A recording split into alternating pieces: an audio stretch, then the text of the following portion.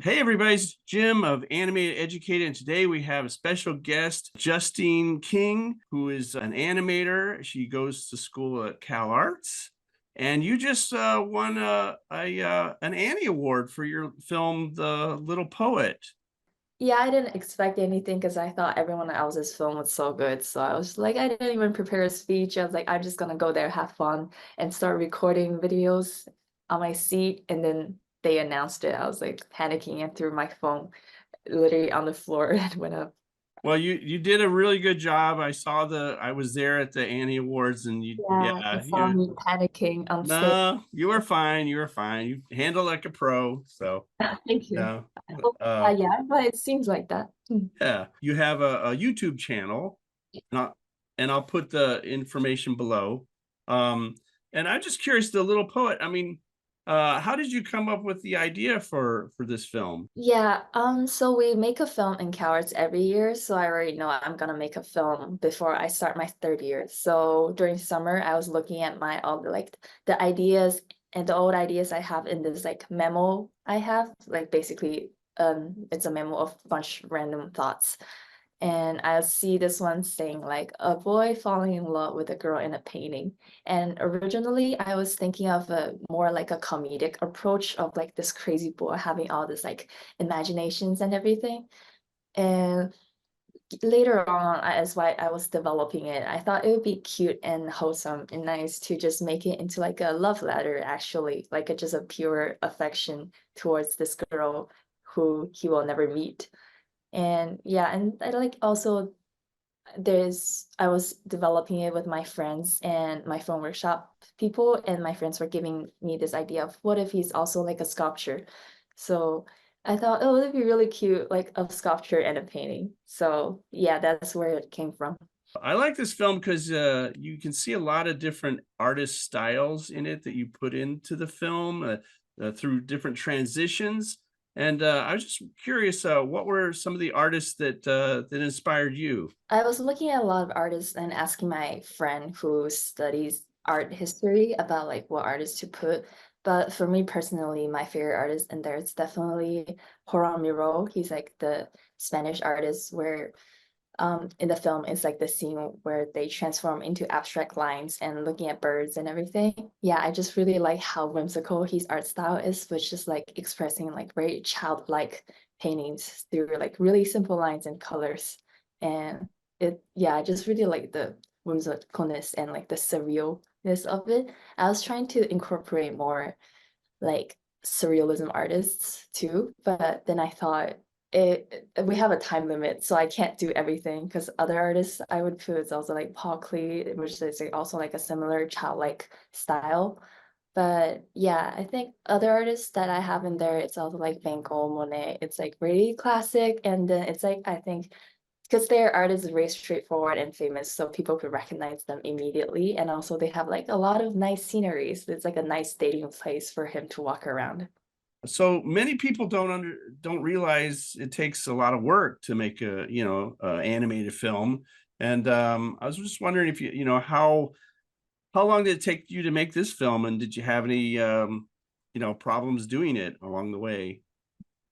Yeah, for me, yeah, because as I was saying, we make a film every year, so I kind of started preparing it during summer. So it was like around 9 months of production, 9 months of making it. Like first semester, it was like mostly brainstorming it and developing storyboard, and then the second semester, it's like full on production, just animating and everything.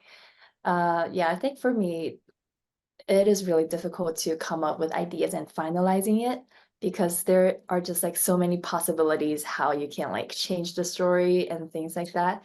So it was like a lot of brain work. But production wise, I think it was to some point pretty therapeutic in a way because you could just like watch a movie and make animate at the same time.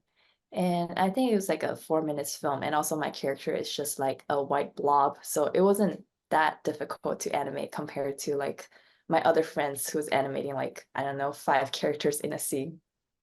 So I noticed you have on your Instagram, you have a lot of examples of character designs that you've done and stuff like that. And I was wondering if which do you prefer, character designs, or do you like, character animation?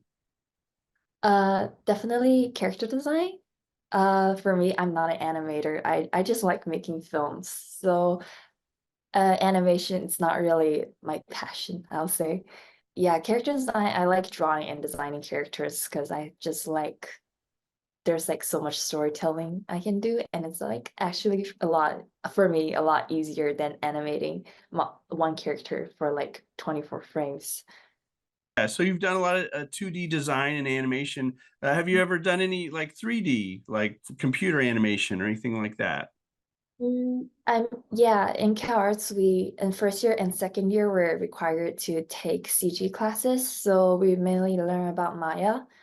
Yeah, I did a little bit of that, but it's also not really my area of interest. It's really complicated. I think I prefer still hand drawn my own stuff.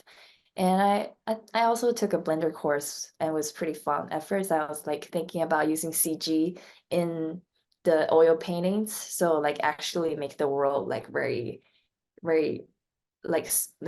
having a sense of space in the oil painting, so it's actually like a CG world where you can walk around.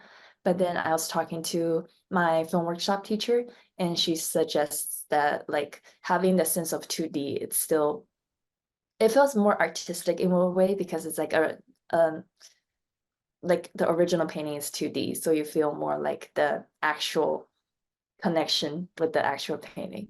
Mhm. Have you gotten a lot of attention from your film after winning the Annie? And I know it's been in a few other festivals. Uh, Um, yeah, a few other ones. But the Annie's is the only actual one that I attended because it's closer to me. Other places are like too far away. I'm in school, so I couldn't have the opportunity to go to those ones. But attention-wise, I did get a lot of really kind congratulation messages from everyone, so it was really nice. so yeah, so Mona's in a lot of your videos, and you said he's in this new film you're working on. So this is your final film for Yeah. CalArts. What is? Can you talk about that at all? It's gonna be a 7 minutes film of Mona, but his name is gonna be something else, and he's in this kindergarten and he wants to rule the world. It's a very simple story. Yeah, and I also posted some arts on my portfolio site, so you can check it out over there if you want. So what do you hope to do after you get out of CalArts? Yeah, for me, I'm international, so I'll have to find a job first. And I really like working on feature animation projects, especially like character design and with stuff. So hopefully to start with that and just getting working experience in animation, I think it would be really fun. But other than that, I also really like just working on music videos and independent films and like children's books or and illustrations. Like anything would be fun. So what advice do you have for students that are interested in animation? Advice, let me think. It would be different for like people who just starts animation and people who's like already working in animation, I feel like. For people who just like don't know much about animation but want to start on it, maybe like just draw a lot because I feel like animation is like a lot of work on drawing so many things. So getting used to like drawing and doing like life drawing, gesture drawings, and just drawing the things that you like, it's like practice is really important.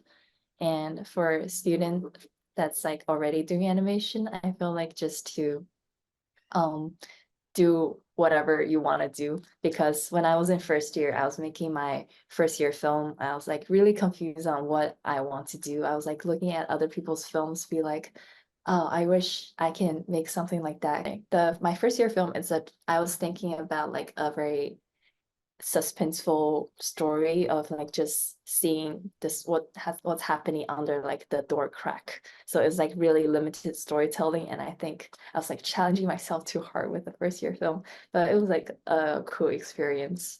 Well, thank you, Justine, for coming on Animated Educated and showing us and talking about your film, Little Poet. And yeah, I can't wait to see what you do for your next film.